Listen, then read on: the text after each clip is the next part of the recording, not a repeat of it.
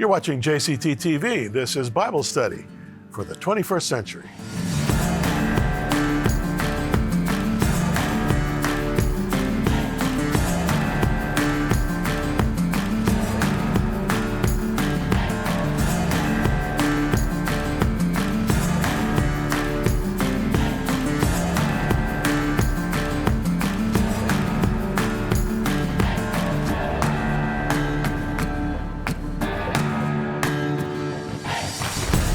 So welcome, friends. Always great to come your way.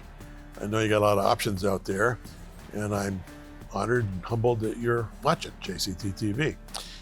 As you may know, we have been, for years now, slowly going through the Gospels: Matthew, Mark, Luke, Acts, and John. I include Acts because Acts is volume 2 of Luke. And we're just looking at the life of Jesus and the implications of that life in terms of the beginning of the early church. We'll get right to it after this break.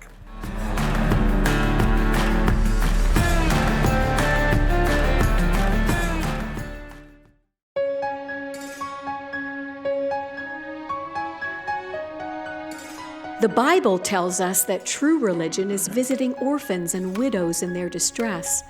The Bible also says that God is a father to the fatherless and a defender of widows.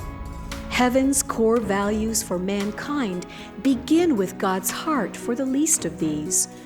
When you support WOW, you're in the sweet spot of God's heart for the poor. Yes, we're only a small player in this great drama, but at least we're on the field. Please give generously.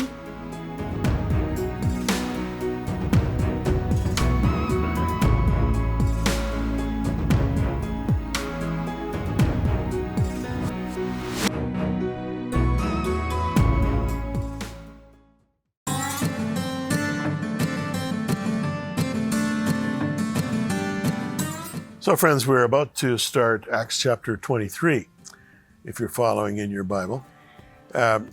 Last time we saw the kerfuffle in the temple area. I mean, it was like a potential death scene as a crowd of very exercised people were trying to kill the Apostle Paul. And he was rescued by the Roman officials who were barracked in the Antonia fortress about 250 meters away from the temple. There was a very interesting conversation between Paul and the commander. The commander thought that Paul was a slave, discovered that he could speak Greek, and what's more, he was a Roman citizen. And this was a scary moment for the commander and for the centurion who had arrested Paul, because you don't do this in the Roman Empire. Roman citizens have rights and privileges, and there was a very strict code of behavior with regard to Roman citizens. There were courts and lawyers, and very, very, very similar to what we have today. So to treat a Roman citizen in the way they had treated Paul was not just an affront, it was a potential prison sentence for those officials. So they were scared out of their mind. Anyway, Paul doesn't accuse them. He doesn't say, I'm going to report you to your superiors. Instead, he goes along with a plan that the commander has. Let's give you an opportunity to speak to the Sanhedrin. I think in many ways, the commander is trying to pass the buck. The Sanhedrin were the ruling council, the ruling religious council, but also a lot of civil law went through their court. 71 members. Some of the famous Sanhedrin members were people like Nicodemus, like Joseph of Arimathea. But anyway, these were the officials, and they were really upset with Paul, as were most of the religious Jews, in the temple area. So he calls the Sanhedrin together. That is, the commander calls the Sanhedrin together. And, the Sanhedrin, composed of Pharisees and Sadducees, didn't like being ordered around by the Romans. But in this case, they readily complied with the commander, Claudius Lysias, who, commanded them to assemble. He wanted to know what was going on. He had Paul stand before them. Let's pick it up in verse 1 of chapter 23. Paul looked straight at the Sanhedrin and said, "My brothers, I have fulfilled my duty to God in all good conscience to this day."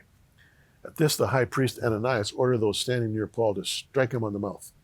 Then Paul said to him, "God will strike you, you whitewashed wall. You sit there to judge me according to the law, yet you yourself violate the law by commanding that I should be struck." Now, I read that with a tone of anger because Paul was angry. Those who were standing near Paul said, How dare you insult God's high priest? Paul replied, brothers, I didn't realize he was the high priest, for it's written, do not speak evil about the rule of your people. So he calms down. Then Paul, knowing that some of them were Sadducees and others Pharisees, called out in the Sanhedrin, my brothers, I am a Pharisee, descended from Pharisees. I stand on trial because of the hope of the resurrection of the dead. When he said this, a dispute broke out between the Pharisees and the Sadducees, and the assembly was divided. In parenthesis, Luke says, the Sadducees say there is no resurrection, there are neither angels nor spirits, but the Pharisees believe all these things. There was a great uproar, and some of the teachers of the law who were Pharisees stood up and argued vigorously. We find nothing wrong with this man, they said. What if a spirit or an angel has spoken to him? The dispute became so violent that the commander was afraid Paul would be torn to pieces by them. He ordered the troops to go down, take him away from them by force, and bring him into the barracks. The following night, the Lord stood near Paul and said, take courage, as you've testified about me in Jerusalem, so you must also testify in Rome. Okay. But Paul wasn't Jesus, okay? You know, when Jesus was before these very authorities, he opened not his mouth. Like a lamb before its shears is dumb, so he opened not his mouth. Paul was not Jesus. And he just about had it.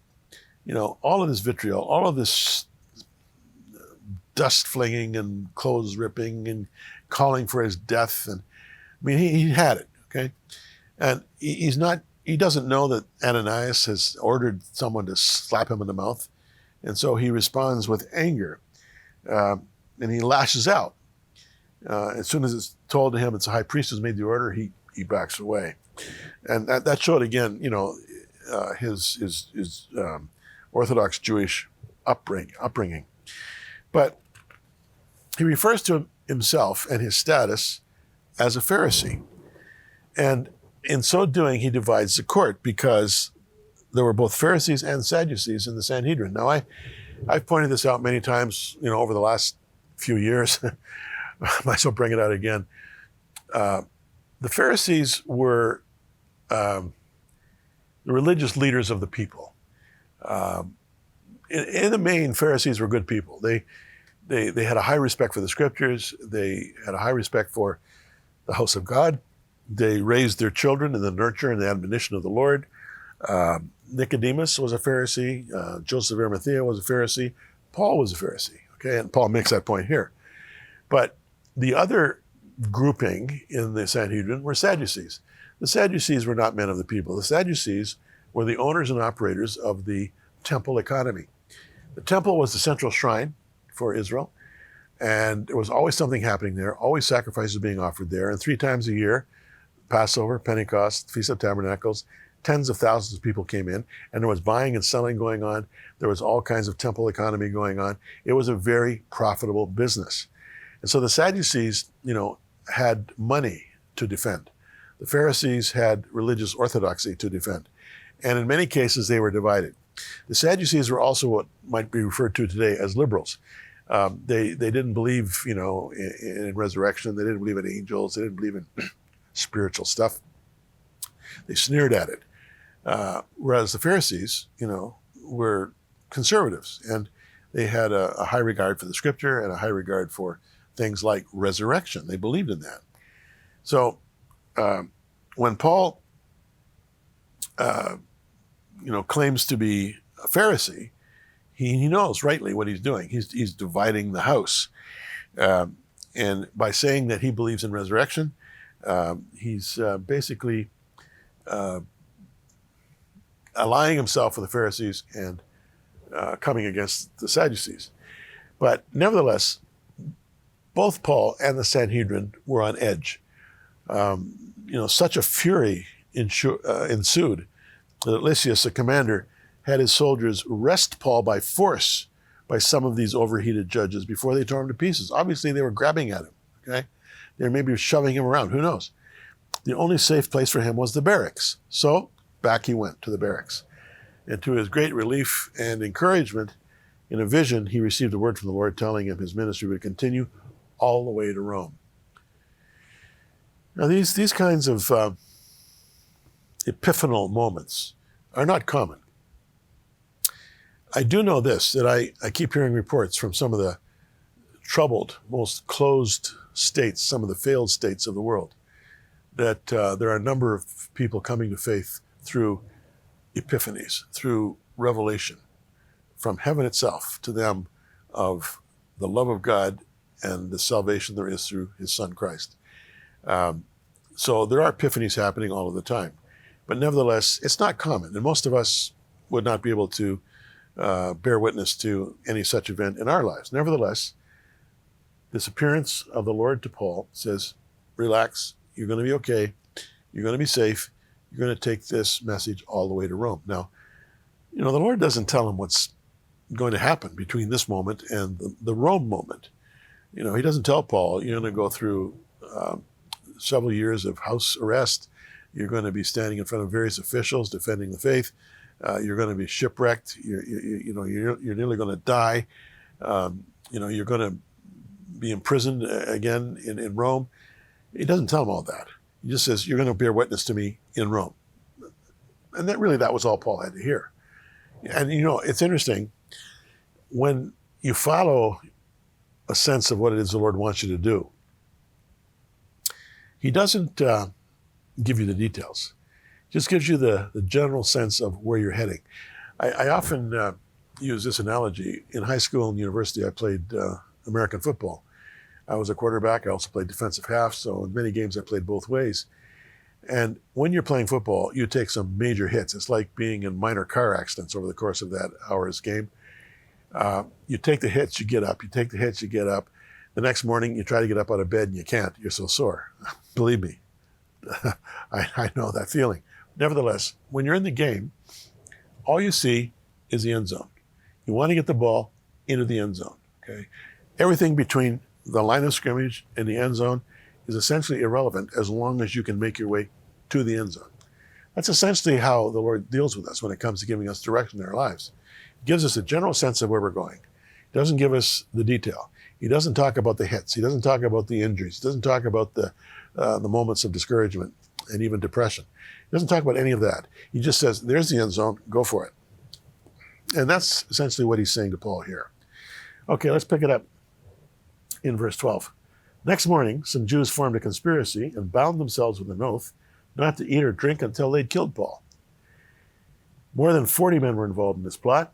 They went to the chief priests and the elders and said, we've taken a solemn oath not to eat anything until we have killed Paul. Now, then, you and the Sanhedrin petitioned the commander to bring him before you on the pretext of wanting more accurate information about his case. We're ready to kill him before he gets here. But when the son of Paul's sister heard of this plot, he went into the barracks and told Paul. Paul told the commander, take this young man to the commander. He has something to tell him. So he took him to the commander. The centurion said, Paul, the prisoner, sent for me and asked me to bring this young man to you because he has something to tell you. And the young man, Paul's nephew, tells the commander that there is a plot. Okay, the plot thickens, and Paul is about to go through a very interesting sequence where he is defended by hundreds of Roman soldiers on his way down to Caesarea to stand before the official of the time by the name of Felix, of all people.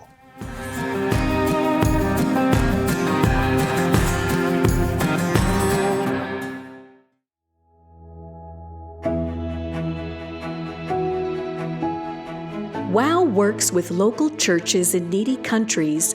We mobilize those churches, pastors, and volunteers in a concerted effort to care for orphans and widows in their homes and villages.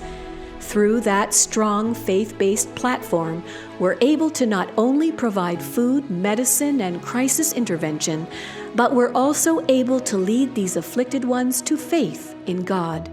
It's powerful, humbling, and well worth the effort. Please support WOW with your generous gifts and faithful prayer. Thank you.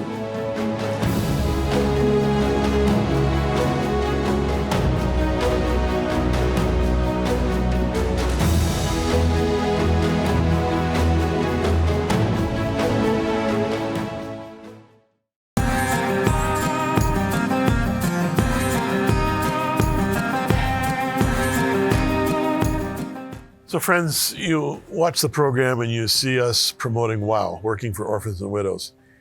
This is a ministry to dying orphans and widows that my wife and I established 22 years ago in sub-Saharan Africa. We continue there. We also are working now in southern India, and we've begun working recently with orphans and widows fleeing the war in Ukraine.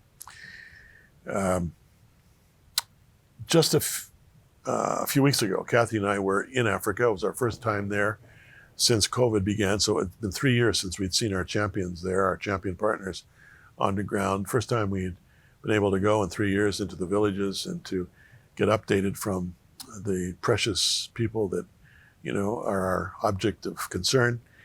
And it was an amazing month that we had there. I took a lot of pictures, and I'm just selecting a few programs ago. I showed you some. I want to show you some more and just give you a little bit of update on what WOW is about. This picture here is a split screen pic. On the right side of the picture is a young man. I think they told me he was 42 years of age. That's his wife, bravely smiling for the camera in the doorway. He is one of the fortunate ones who actually has a humble brick house, one-room house. But he's lying there fully covered because he's HIV positive. He's dying. He has some horrible cancers that are afflicting his lower body, and his lower extremities are covered by the blanket just to, save us the shock of seeing their condition. But mentally, he's perfectly fine. He's even smiling for the picture. He is a Christian man, as is his wife. She's smiling, I think, not just because of the camera, but because of those supplies that we have just brought to her. She is a part of, with her husband, a part of the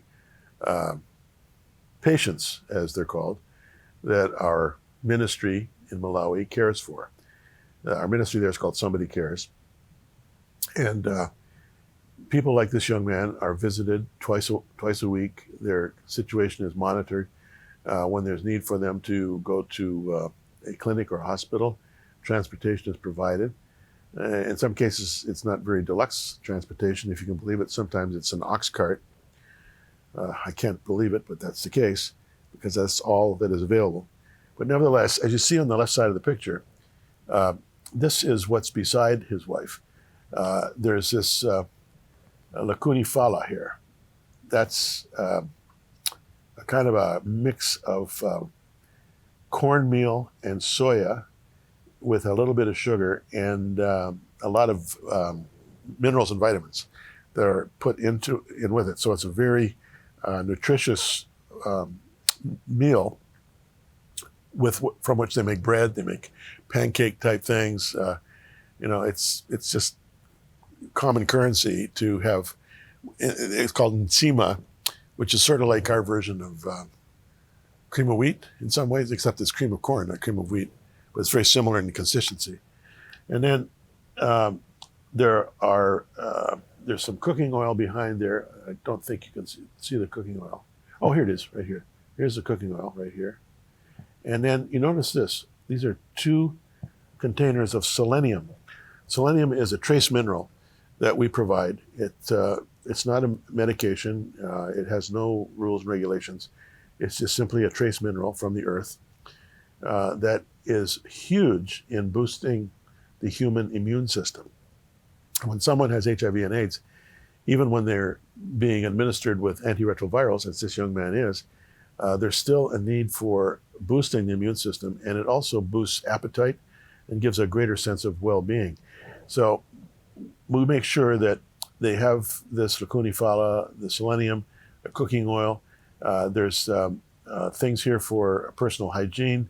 You see these are Neo gloves here for, when they're dealing with bed sores and other issues like dysentery and so on with a patient. There's special napkins. It's a kind of a comprehensive sort of thing that is provided them. But what really touched me about this visit was I prayed with him, of course, but then the volunteers that you don't see in the picture, there were about 4 volunteers with Kathy and me. They began to sing a hymn of praise to the Lord.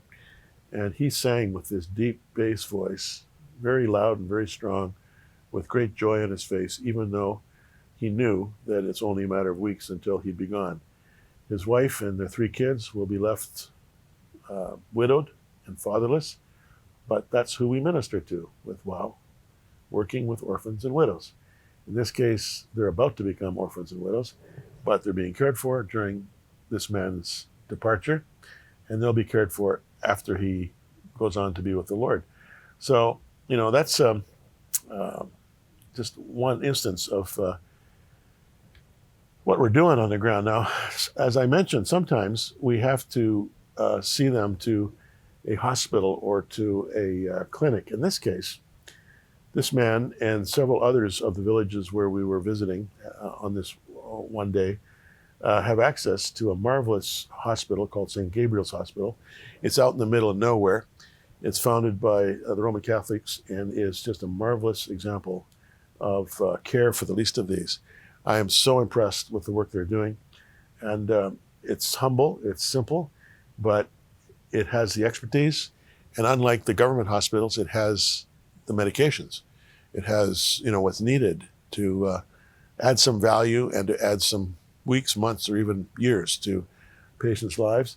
And so we're very blessed. In every situation that we're in, however, we do not have access like this to such a well-run hospital. In some cases, there's no access to a clinic, let alone a hospital. And it's all up to our home-based care volunteers to do what they can with, the across-the-counter medications that we're able to provide them from our suppliers here in North America. It's so sad, friends.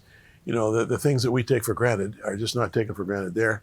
We compared to them, we are so entitled and so well cared for. In their case, their care is coming from local church-based volunteers who are part of our partner ministries, who are fellow Africans, and who are just doing what they can as the hands and feet of Jesus. And it's amazing the impact they have. And I, again and again, hundreds and hundreds and hundreds over the last 22 years, I've seen people who could not lift their head off the ground are now fully functional. In many cases themselves now being volunteers helping those who are dying. Why? Because not only have they been given proper medication and care and nutrition, but by God's grace they have been lifted up. I'm not saying they've been miraculously healed. All I'm saying is their viral load is so low that it cannot be detected. Thank you, ARVs, antiretrovirals. And their appetite and their immune system is strong because of selenium and good nutrition. And they're praising the Lord and carrying on with life and doing a great work for God. So, I just am so, in fact, I showed this picture a few weeks ago, but here you have a shot. And in the picture here, let me just point it out with my red pen. These people here in the blue shirts, they are volunteers in that village. I think there's about 30 of them there. Every one of those people in the blue t-shirts is HIV positive, every one. And every one of them is healthy and strong and are now ministering to those who are dying. I mean, this is an amazing story. And behind the podium here, you see these young people in these red t-shirts. See these red t-shirts? They're all early 20s, late teens, and they were just little kids a few years ago when we first visited Malawi. And many of them had no father, no mother. Some of them were raising themselves. And today, they're being well educated, they're being well nourished, and they're loving Jesus. I was, I remember as we sat there under this blue canopy and I was being introduced and I was about to speak, the master of ceremonies, if you want to call it, a very sharp woman who herself had nearly died of HIV and AIDS, she kind of pointed to the crowd like this and said, "Tell me, Pastor Jim, who do you see here who is malnourished? Who do you see here who is not trusting Jesus? Who do you see here who is in need?" She said, "This is all because of the gospel and your message of righteousness and justice." Well, what do you do with that? It was more than emotional. In fact, there are some experiences in life, friends, that supersede emotion. I was just kind of struck numb and dumb by this remarkable evidence of 2 decades of the work by faithful servants of God, known as Somebody Cares, who by God's grace and your help, we've been able to support to do this profound work with the least of these. She said, this message that you bring of righteousness and justice has spread like wildfire to the villages surrounding us here. And on this occasion, there was 600 or 700 of them were there representing those villages. And it's just a work of God. So, when I encourage you, to support WOW, this is what you're supporting. I often say JCT is WOW and WOW is JCT. Jim Cantelon today is working for Orphans and Widows. Working for Orphans and Widows is Jim Cantelon today. We're one and the same. And by God's grace and with your faithful support, we are making a huge difference in the lives of those who have no one. They do have the Lord, but the Lord chooses to work through the local churches. And by God's grace, we've been able to mobilize hundreds and hundreds of local churches, chiefs, pastors, volunteers, and a great work is being done in Jesus' name.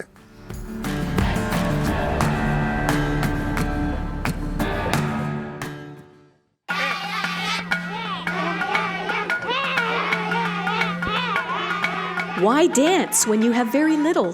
When you live from day to day with food insecurity, rampant disease, sickness, and death? You dance because your heart is full of love for God and your hope is strong.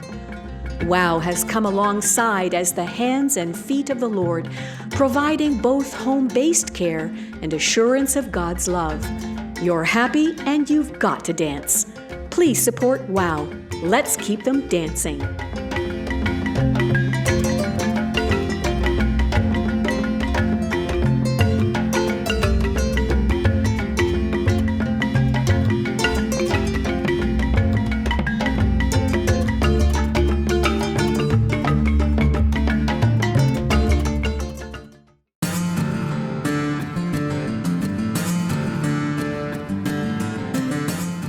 Friends, I'm so happy that you're watching.